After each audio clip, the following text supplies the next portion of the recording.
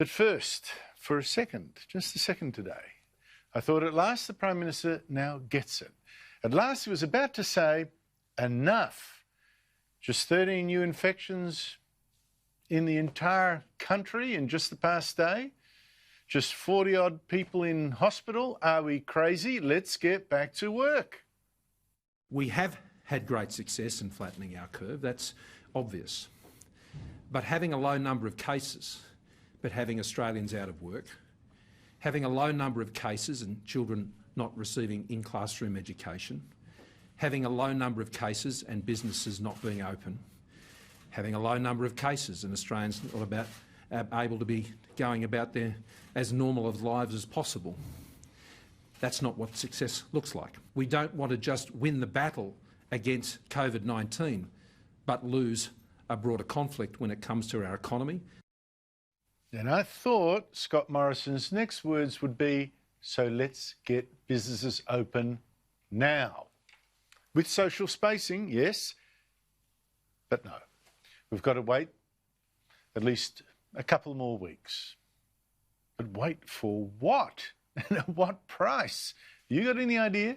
And for the first time in my life, I am frightened of my government. And not just the federal government. I live in Victoria. That's the most insanely militant of all the state governments. Now, I accept my freedom does have its limits. I mean, I can't do things that risk harm to other people, like speed on the roads or keep a gun in my home. But with those laws, I do see the link between them and the danger they're trying to tackle. They're rational, they're clear, and they also protect me.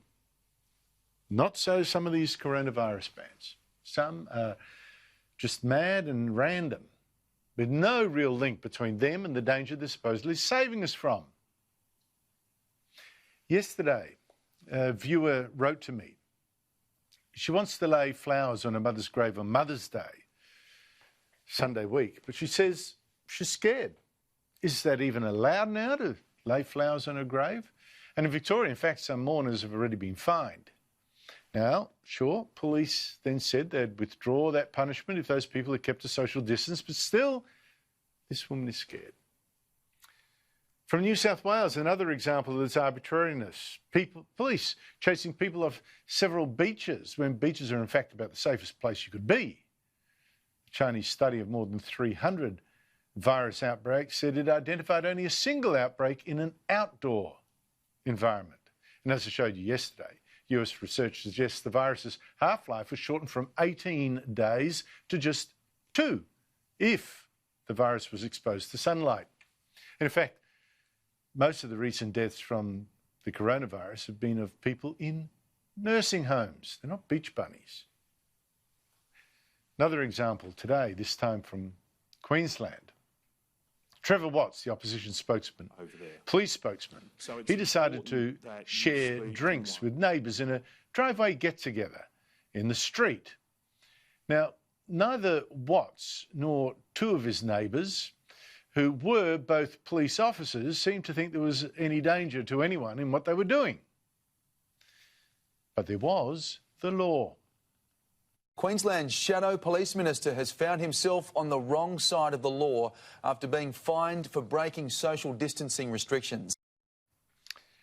Now, Watts has since resigned, but again, what was the link here between the danger and the law? The drinks were in a street in Toowoomba in the Darling Downs, where just one person in the entire region is now sick with the virus. One person. The two police officers could have stood outside his house, made sure he didn't get away, and you could have your party. So the danger of anyone being infected by Watts was about as close to zero as you could possibly get. The greater danger now is from our governments, whose catastrophic laws, really, are smashing us into another depression. Now, of course, I obey these laws, but I obey them not because I respect them, but because, a bit like a career criminal, I guess, I just fear the punishment, that's all. The government is not now my protector, but a threat.